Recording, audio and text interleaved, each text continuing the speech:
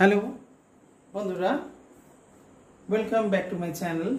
Today, I think you are all fit and fine. তো আজকে আমরা ডব্লিউ ইজ হোয়াট হোম দিয়ে বিভিন্ন ধরনের সেন্টেন্স তৈরি করব।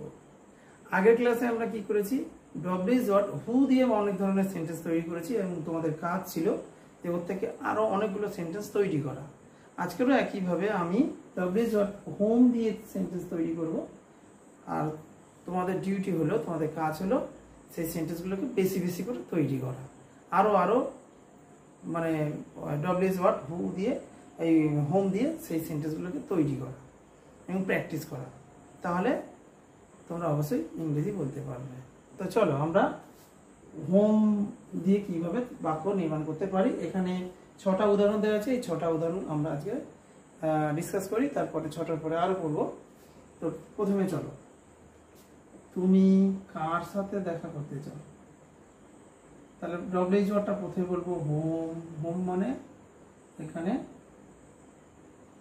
কার বা কাকে, ঠিক আছে। Whom do you want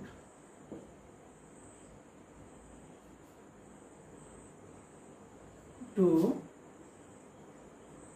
meet. কার সাথে দেখা করতে চাই, whom do you want to meet. To এটা ইনফিনিটিভ, তার আগে ভার্বের আগে টু বসালে ইনফিনিটিভ হয়। হোম ডব্লিউ ইজ হোয়াট সবার আগে বসবে, তারপর সাহায্যকারী হেল্পিং ভার্ব একটা বসবে। তো whom do you want to meet, তুমি কার সাথে দেখা করতে চাও। আশা করি তোমরা সবাই বুঝতে পারছো। পরের উদাহরণে আসি, তুমি কাকে বলতে চাও।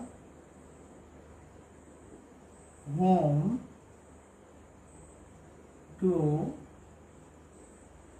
You want to tell।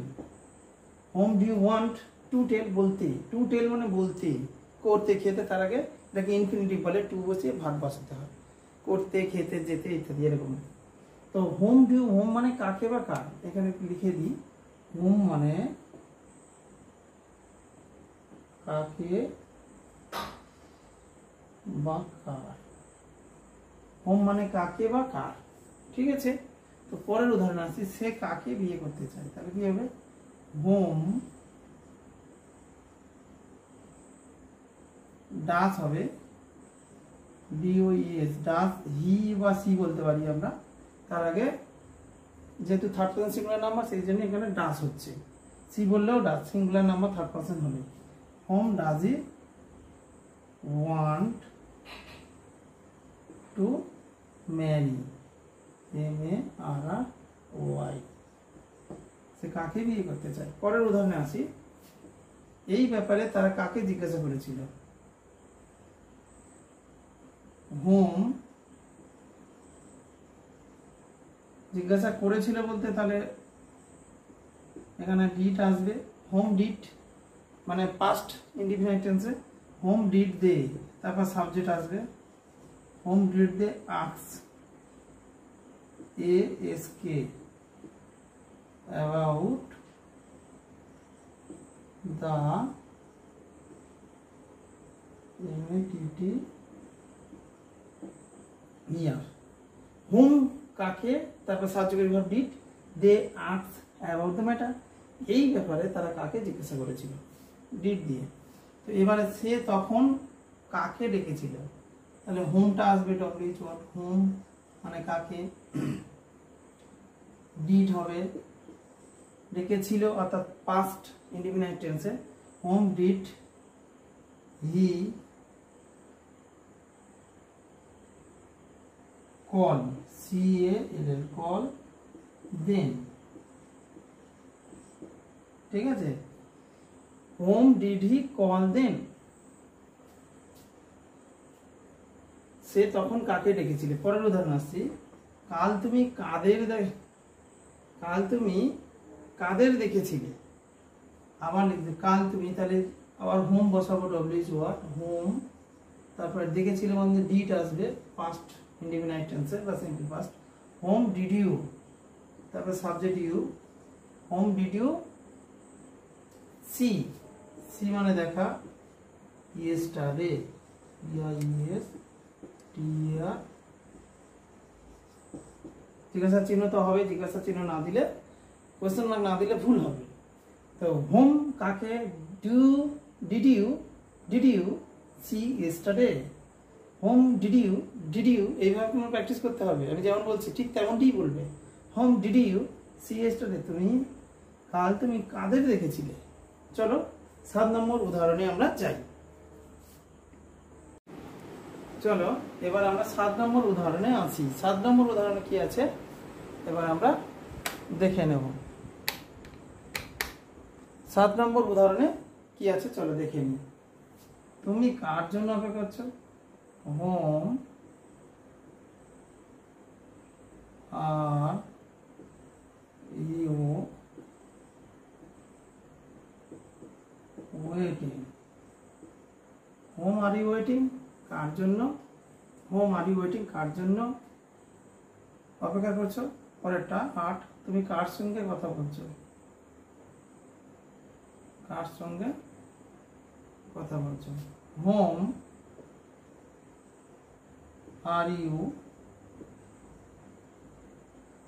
Speaking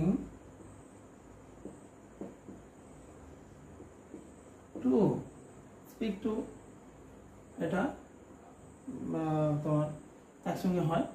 home are you speaking to, whom are you speaking to, whom তারপরে ডব্লিউএইচ তারপরে আর এসছে বিভাগ, ইউ স্পিকিং টু কন্টিনিউয়াস টেন্সে, তুমি কার সঙ্গে কথা বলছো। তারপর একটা তুমি কাকে পুরস্কার দিয়েছো। Whom have you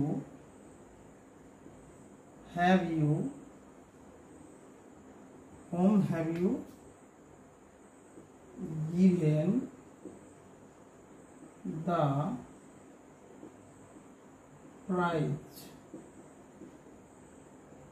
whom have you given third form হয়, have এর পরে এটা প্রেজেন্ট পারফেক্ট টেন্সে, whom have you given the prize, তুমি কাকে পুরস্কারটা দিয়েছো। চলো পরের উদাহরণ আসি। তারা কাকে নিবেদন করেছিল। whom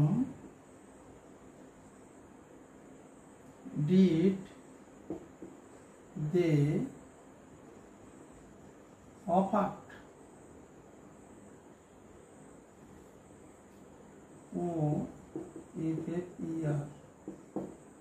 home did they offer, তারা কাকে নিবেদন করেছিল। অফার মানে নিবেদন করা। হোম ডিড দে অফার, তারা কাকে নিবেদন করেছিল। ঠিক আছে, হোম তারপরে ডিড প্রেজেন্ট টেন্স ফার্স্ট টেন্সে সেই জন্য হয়েছে। তারপরে এটা অফারটা ইডি হতো, নাহলে এখানে ডিড হয়ে গেছে ওই জন্য আর ইডি হয়নি, বেস ফর্মটাই থেকে গেছে। হোম ডিড দে অফার, তারা কাকে নিবেদন করেছিল। পরের জন্য তুমি কার জন্য এখানে অপেক্ষা করছো।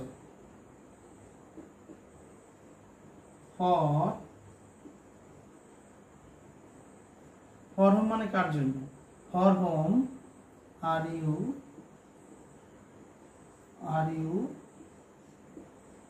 ওয়েটিং হেয়ার, ফর হোম কার জন্য, আর ইউ ওয়েটিং হেয়ার এখানে, হেয়ার মানে এখানে, কার জন্য এখানে তুমি অপেক্ষা করছো। পরেরটা কার সঙ্গে তোমার বোনেরা মুভি দেখতে গিয়েছিল। উইথ হোম, উইথ হোম মানে কার সঙ্গে। ঠিক আছে, কার সঙ্গে, উইথ হোম মানে কার সঙ্গে। হ্যাভ ইউর সিস্টার্স, এস মানে অনেকগুলো অর্থে প্লুরাল ফর্ম, এই জন্য হ্যাভ হয়েছে। With whom have your sisters gone to see movie. MOVIE movie. With whom have your sisters gone to see movie. Infinitive, to see infinitive, আর এটা present perfect টেন্সে আছে। হ্যাভ তারপর সিস্টার গান ভার্বের থার্ড ফর্ম, গোর third form. With whom have your sisters gone to see movie, তোমার কার সঙ্গে তোমার বোনেরা মুভি দেখতে গিয়েছে। চলো এবার আমরা 13 নম্বর উদাহরণে ফিরে আসি। এবার আমরা 13 নম্বর উদাহরণে আসি। চলো 13 নম্বর উদাহরণটা দেখি। With home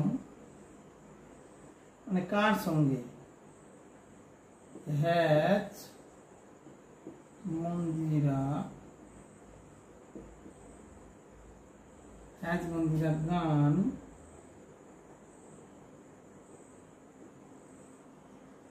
to buy the garland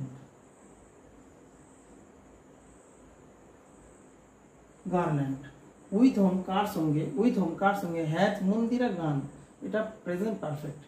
has Mandira গান মানে মন্দিরা হ্যাজ গান মানে মন্দিরা গিয়েছে, হ্যাজটা আগে আনতে হয়েছে কারণ কোয়েশ্চেন মার্কের জন্য। উইথ হোম ডব্লিউটা আগে এসছে, তারপরে has Mandira gone to buy infinitive to buy the garland. Mandira কার সঙ্গে মালাটা কিনতে গিয়েছে।